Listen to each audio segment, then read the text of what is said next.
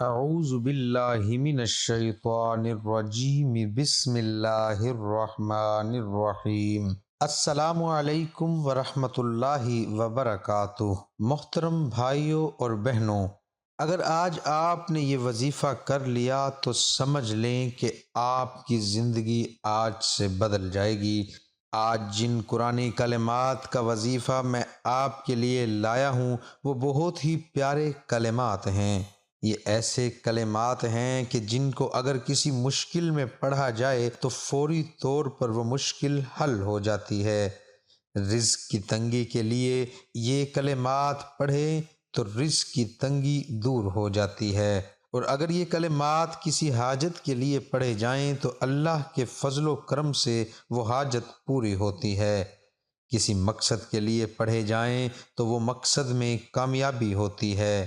پیارے بھائیوں اور بہنوں، یہ کلمات بہت ہی پیارے اور خوبصورت ہیں۔ میرے لیے میرا اللہ ہی کافی ہے، جو میرا وکیل ہے۔ یاد رہے کہ جب بندہ یہ گمان کر لیتا ہے کہ اس کے لیے اس کا اللہ ہی کافی ہے تو پھر اللہ تعالیٰ اس کو کسی کا محتاج نہیں ہونے دیتا۔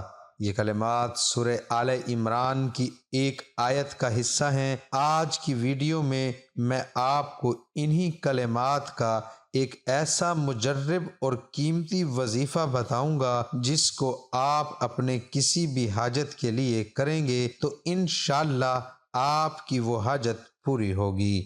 بہت ہی لاجواب عمل ہے، اس کو آپ نے کسی صورت مس نہیں کرنا۔ حسبنا اللہ و نعم الوکیل، یہ وہ خاص وظیفہ ہے، اور یہ کرنا کیسے ہے؟ دوستو، یاد رہے کہ یہ کلمات وہی ہیں جو کہ حضرت ابراہیم علیہ السلام نے اس وقت پڑھے تھے جب ان کو آگ میں پھینکا جا رہا تھا۔ آپ علیہ السلام کی زبان مبارک پر اس وقت یہی کلمات تھے، حسبنا اللہ و نعم الوکیل، حسبنا اللہ و نعم الوکیل۔ پیارے بھائیوں، یہ واقعہ کچھ اس طرح سے ہے کہ جب حضرت ابراہیم علیہ السلام نے اپنی قوم کے بتوں کو توڑ ڈالا تو اس پر نمرود سخت برہم ہوا، اور اس نے حکم دیا کہ بہت بڑی آگ جلانے کا انتظام کیا جائے۔ کئی دنوں تک لوگ ایندھن اکٹھا کرتے رہے۔ اس کے حکم کی تعمیل میں ہر کسی نے ایندھن اکٹھا کیا، اور ایک بڑے میدان میں یہ ایندھن اکٹھا کیا گیا، اور پھر نمرود نے حکم دیا کہ اس ایندھن کو آگ لگائی جائے۔ کہتے ہیں کہ جب آگ جلائی گئی تو اس کے شعلے آسمان کو چھونے لگے، اور ایسی آگ کسی نے نہ دیکھی تھی۔ آسمان میں 3 میل فاصلے پر بھی کوئی پرندہ اڑتا تو اس میں گر کر راکھ ہو جاتا۔ اس آگ کے قریب کوئی نہ جا سکتا تھا، اتنی بڑی یہ آگ تھی۔ اب سوال یہ تھا کہ اس آگ کے اندر ابراہیم علیہ السلام کو کیسے پھینکا جائے؟ تو اس وقت حزان نامی ایک شخص نے منجنیق بنائی جو اس سے پہلے کسی نے نہ بنائی تھی، اور لوگوں نے حضرت ابراہیم علیہ السلام کو پکڑا اور رسیوں میں جکڑ دیا۔ تو اس وقت حضرت ابراہیم علیہ السلام کی زبان مبارکہ پر یہی کلمات تھے، حسبنا اللہ نعم الوکیل، حسبنا اللہ و نعم الوکیل۔ اے مالک، تو ہی ہے، تو ہی میرا معبود ہے، تیرے سوا کوئی نہیں ہے، تو ہی میرے لیے کافی ہے، تو ہی میرا کار ساز ہے، اور تجھ پر ہی میرا بھروسہ ہے۔ یہی کلمات تھے جو آپ علیہ السلام کی زبان مبارکہ پر تھے۔ پھر لوگوں نے آپ علیہ السلام کو رسیوں میں باندھ کر منجنیق میں رکھا۔ بہت سارے لوگوں نے مل کر منجنیق کو کھینچا اور زور سے چھوڑا تو حضرت ابراہیم علیہ السلام آگ کے شعلوں میں جا گرے۔ یہ مناظر دیکھ کر آسمانوں پر فرشتے بھی سجدہ ریز ہو گئے۔ اے مالک، تیرے خلیل کو اس کے دشمنوں نے آگ میں پھینک دیا ہے۔ علماء نے لکھا ہے کہ جب آپ علیہ السلام کو آگ میں پھینکا جا رہا تھا تو حضرت جبرائیل علیہ السلام حاضر ہوئے اور عرض کیا، اے اللہ کے خلیل، کیا آپ کو کوئی حاجت ہے؟ میں آپ کی مدد کروں؟ تو آپ علیہ السلام نے فرمایا، حاجت تو ضرور ہے، مگر اس ذات سے جو حاجات کو پورا کرنے والی ہے۔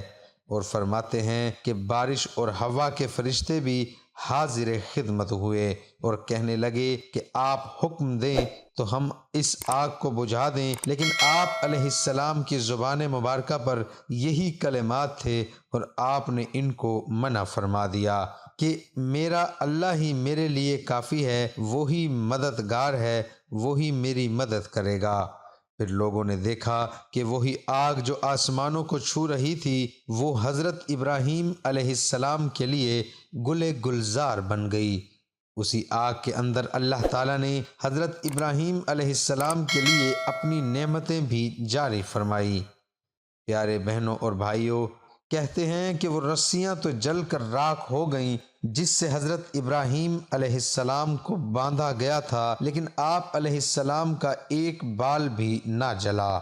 اللہ تعالیٰ نے آگ کو براہ راست حکم فرمایا کہ میرے خلیل کے لیے ٹھنڈی ہو جا، اور سلامتی والی ٹھنڈی ہونا کہتے ہیں حضرت ابراہیم علیہ السلام کی خدمت میں حاضر ہوئے اور فرمانے لگے کہ آپ علیہ السلام کا صبر بہت ہی عظیم ہے اور آپ علیہ السلام کا توکل بھی عظیم ہے کہ آپ نے اللہ کی ذات پر ایسا بھروسہ کیا کہ سامنے ہلاکت کا سامان دیکھ کر بھی آپ کے قدم نہ ڈگمگائے، اور اللہ تعالیٰ نے آپ کو صبر اور توکل پر یہ نعمتیں آپ کو عطا فرمائیں۔ پیارے بھائیوں، یہ واقعہ سنانے کا مقصد یہ ہے کہ ہمارا بھی یہی یقین ہونا چاہیے کہ اس دنیا کی کوئی چیز ایسی نہیں ہے جو نقصان نہ دے سکے، نہ اس کائنات کی کوئی ایسی چیز انسان کو نقصان پہنچا سکتی ہے، اور نہ ہی کسی اور کائنات کی کوئی چیز نقصان پہنچا سکتی ہے۔ ہمیں چاہیے کہ اللہ کی ذات پر مکمل یقین اور بھروسہ کریں، اللہ پر توکل کریں، ایسا توکل کہ جیسے حضرت ابراہیم علیہ السلام نے فرمایا۔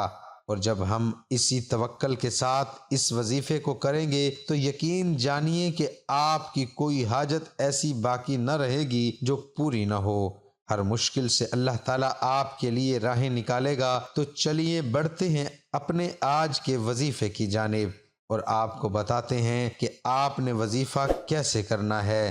یاد رہے کہ یہ وظیفہ آپ اپنے کسی بھی مقصد کے لیے کر سکتے ہیں، رزق کے لیے، روزگار کے لیے، اولاد کے لیے، اولاد کی نافرمانی کے لیے، کاروبار کے لیے، کوئی بھی مقصد ہو جو پورا نہیں ہو رہا، بس پورے یقین کے ساتھ یہ وظیفہ کیجئے۔ کوئی حاجت ہے، بڑی سے بڑی حاجت ہے، لاکھوں جتن سے پوری نہیں ہو رہی، بہت کوشش کر چکے ہیں لیکن پوری نہیں ہو رہی، تو یہ وظیفہ کریں، انشاءاللہ آپ کی حاجت اللہ کے حکم سے پوری ہوگی۔ وظیفے کا طریقہ غور سے سن لیجئے۔ یہ وظیفہ آپ کسی بھی وقت اور کسی بھی دن کر سکتے ہیں، کوئی خاص وقت یا کوئی خاص دن اس کے لیے مقرر نہیں ہے، چاہیں تو فجر کی نماز کے بعد کریں یا رات کو کسی وقت کر لیں، دن میں کرنا چاہیں تو دن میں کر لیں۔ البتہ یہ بات یاد رہے کہ وظیفہ آپ نے باوضو حالت میں کرنا ہے، اور وظیفے کو کسی ایسی جگہ پر کریں جہاں آپ کو یکسوئی حاصل ہو۔ آپ نے سب سے پہلے پیارے آقا صلی اللہ علیہ وآلہ وسلم کی ذات اقدس پر درود پاک پڑھنا ہے۔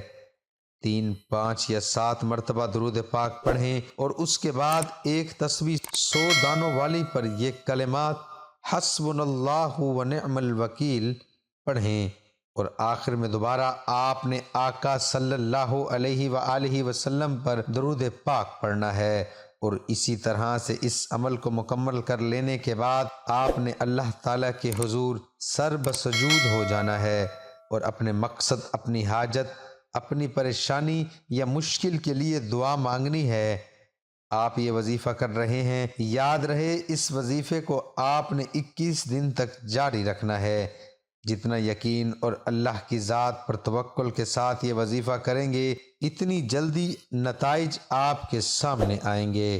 تو دوستو، یہ تھی ہماری آج کی ویڈیو۔ دعا ہے کہ اللہ تعالیٰ میرا سنانا، آپ کا سننا اپنی بارگاہ خداوندی میں قبول اور منظور فرمائے۔ آمین۔